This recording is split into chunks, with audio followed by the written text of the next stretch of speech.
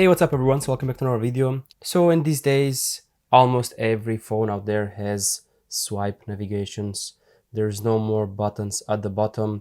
We got used to the swipe navigation, and most of the integrated gestures, they don't really show anything on the screen. So what I mean is, for example, when you're going to go back, you see here, it shows an arrow that it means it goes back.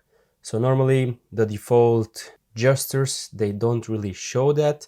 Even if I go here to buttons, you see here the buttons are on the bottom. I'm still able to use the gestures, and that's because one really handy app, which you can find it on the store. One hand, you can write one hand, and you have here one hand operation plus.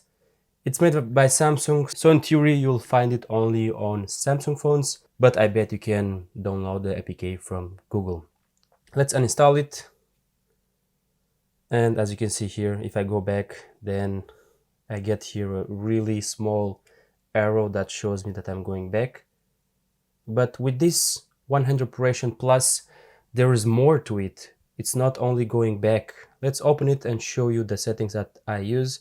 So you can see here, there's a left handle, right handle. You can use different options for when swiping from left or when swiping from right. At the moment I have swiping from right. I have default Samsung bar, but I can still use this one hand operation. You can change here the width. You can see here the positions where the one hand operation is gonna work.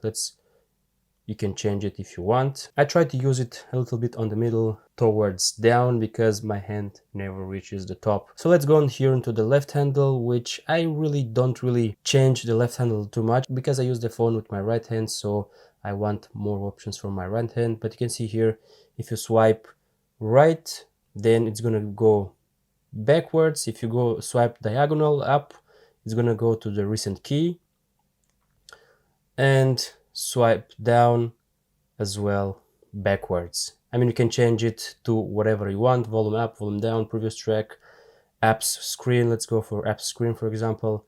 We swipe down and it goes to the app drawer. Again, let's swipe up and go back here. Now on the right handle, what you want to enable is, again, go to the right handle or the left handle, and here go onto the long swipe. Enable it, and here we have straight left, which is when you're gonna swipe and hold, you're gonna have this quick tools, quick panel, which I really enjoyed and I use it as well. Swipe up and hold, open the notification, and then diagonal down, which is actually switch between the apps. Go into the settings, 100 or Play Store. So this is kind of like a quick switch between the apps, or even close them one by one, which also works. You will hear no recently used apps. So if you don't want to see this animation here at the bottom, then you can go here into the advanced settings, and on the animation curve, just turn it off, and when you're gonna swipe, you're not gonna see anything. I mean, if you are one of those persons that don't want to see the animation, then this is the option for you. I like to see the animation, so I leave it on. It supports S Pen gestures as well.